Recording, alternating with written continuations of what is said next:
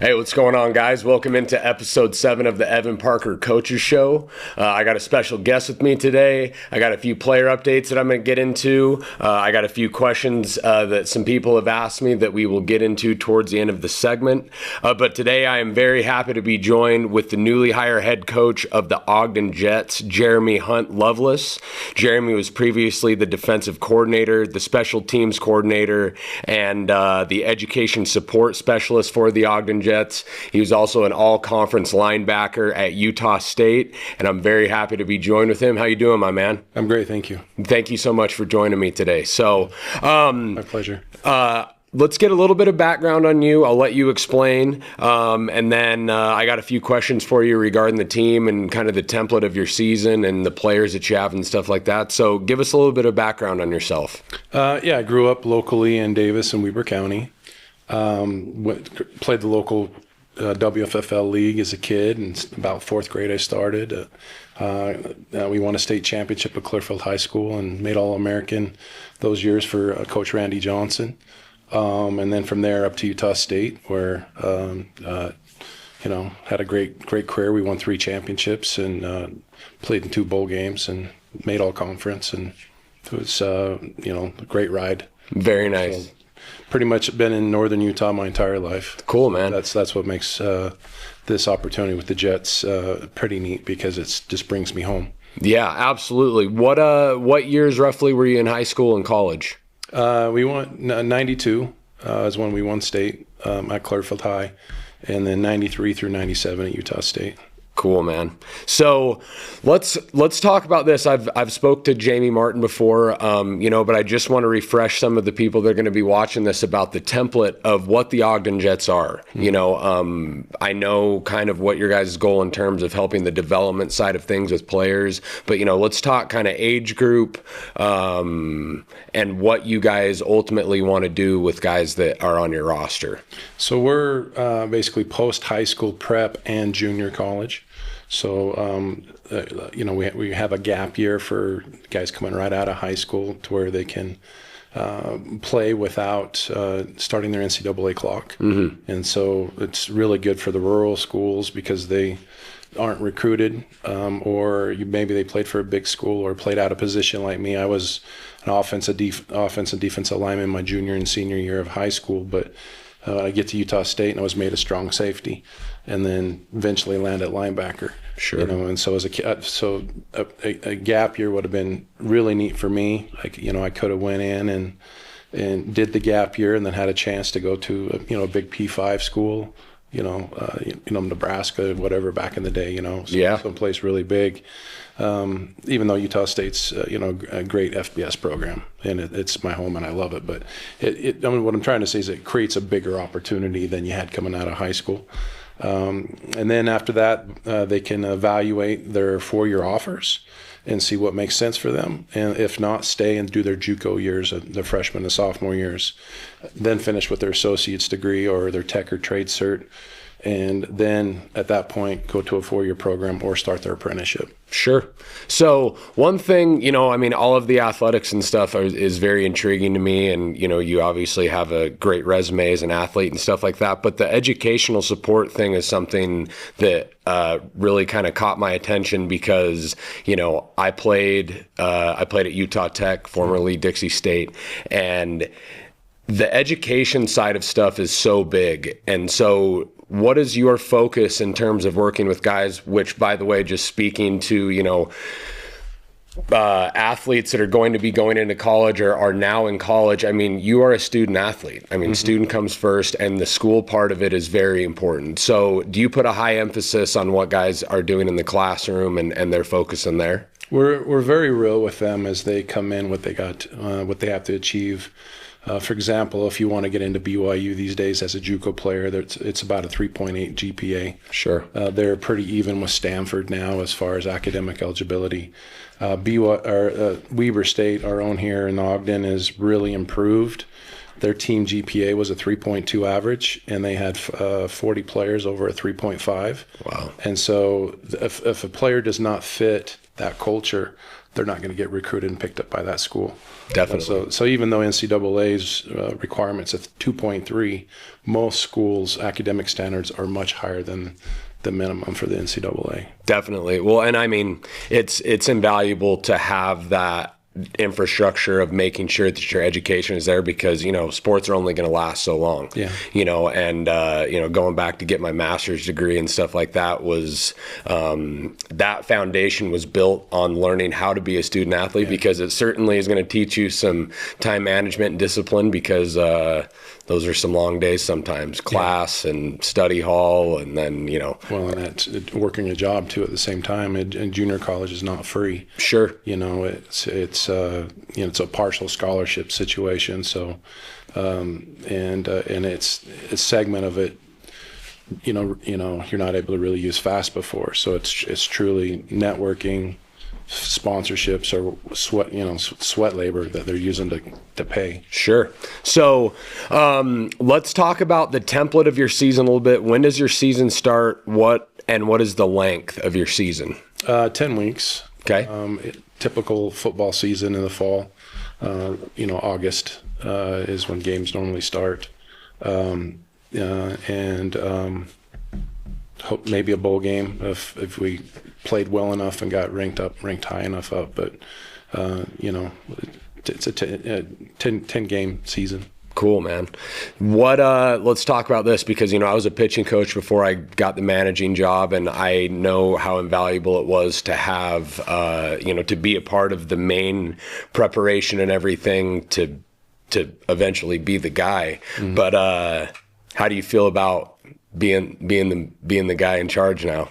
It's pretty neat. USA Collegiate gave me a chance to really come in as a linebackers coach, and then now special teams coordinator, academic support guy, defensive coordinator, really doing almost some interim head coach moments. And when Jamie was in transition until his announcement to the interview process to compete to win the job, and sure. So it's pretty neat. I was past high school head coach and junior high head coach, but so I have those experiences. But I also believe just being in the trenches for this last year, and also being from here and living, and I'm living South Weber, so it's just outside the city limits, and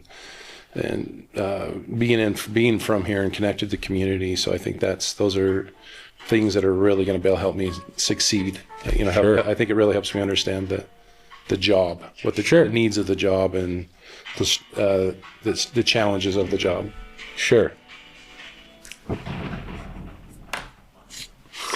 Honestly, I think we'll just leave that in there. You know what? It was Dave Ackerman's phone going off, and of course it was Dave. And way to just stay. Yeah, and of course, yeah. And we're going to leave that in there. Okay, last question for you. Yeah. What is your main goal going into this season? I mean, obviously wins, losses, all that stuff. You want to have a competitive year no matter what. But what is your main goal now that you're the guy? What do you want the most out of your team? We need to build the team numbers. We got to really let all the local high school coaches and the local community understand who we are and what we are. Yeah. And then we need to work towards a full college roster. Sure. It was very difficult. I wasn't part of year one team, but there was only 41 players. By the time sickness and injury sets in and eligibility sets in by the end of the season, very rough year. Then last year we were at 53 players. Of course, you go through that same attrition. Sure. So, we really need to be upwards of 82-ish players, probably even 100, full college roster is 104. Mm-hmm. And so ultimately that'll be the goal over the next few years to get to. Yep. That's it. Just really get the brand out, who we are, prepare them well, let them understand that the education piece is big. Yep. And then just work hard. And then from there, they can springboard. You look at, say, Snow College, who's a historic program. and they put guys out at a high level all the time, but it's the process that does it. They go in redshirt, freshman year, sophomore year, graduate with their associates, and then they're moving on to an FCS or FBS program. For same process for us, but now it's a gap year, freshman, sophomore, go to the 4-year school with their red shirt in hand. Yep. And it's just getting guys to buy in and go through that full process, trust the process for 3 years, take care of their academics, sure. and then good things will happen. Certainly, man. Well, I hope that through this medium, every week, we check our analytics. We're getting several thousand views. This thing's getting pushed all over the place. So I hope that the Evan Parker Coaches Show can be a springboard for you and get this out there and get more people on board and in the know of what you're doing, because I think it's awesome, man. It's great football too. You got great players, and I think that you certainly have the right demeanor to be forming these young minds and developing them. You've lived it. You know what it takes, and I really wish you the best, man. I really appreciate you coming on here. Part of doing this Coaches Show is I want to encapsulate as much of the community sports as I can, and I think this is a perfect opportunity to talk to you. Thank you so much for joining me, and I wish you guys the best of luck. I'm gonna have to come out and see some games. Please do. And we play a tough schedule: Air Force prep, Snow College, sure, Southern Utah's JV. It's real JUCO football. Sure. I would like to thank Jeramy Hunt-Loveless for joining me today. I am going to get in now to some of our player updates that I would like to let our fans know about. This last week was one of the most productive weeks in terms of my team building. I would like to send a shout out right now to Raul Gonzalez, who's the Director of Operations for the Florida Caribbean Baseball League and the National Caribbean League. This guy over the last 12 years has helped over 1,000 free agents sign. Ed was down in Florida. I mentioned that in my last episode, and Ed has been able to form a good relationship with this guy. Raul's a great guy, but as a byproduct of Ed being down there, we were able to sign 2 guys from they're both Cuban guys, have experience on the Cuban national team. These guys are in their early 20s. I'm talking about legitimate prospects, guys that the Pioneer League is truly designed for guys like this.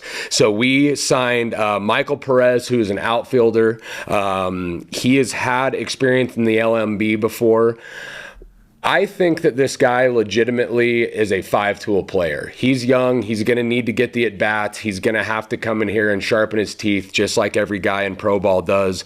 But, this guy was an absolute no-brainer to sign. I'm very excited to see what this guy is going to do. He's got the right mindset.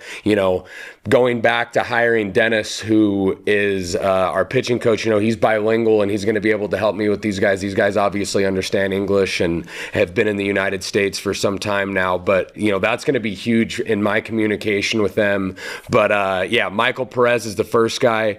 Michael Esperanza is a left-handed pitcher that we signed. This dude is a low 90s guy. He's got one of the best left-handed changeups that I've seen in my time in pro ball, quite honestly. So to see what this guy's going to do excites me a lot, because the thing that actually stuck out to me more than just the fact that he's got really good stuff is that his mound presence. I would have never guessed this guy was, close to 20 years old. I believe that both of these guys have a chance to come in here and get signed by an organization, and they're going to come in here and they're going to be impact players for us. So just wanted to send a shout out to Raul and those guys. I'm going to get some Latin flair in here, man. I want these guys to come in. These guys know how to ball, and they're tough. So I'm excited to get these guys. While Ed was down there, we were also able to work a deal to sign a kid named Chase Chapman.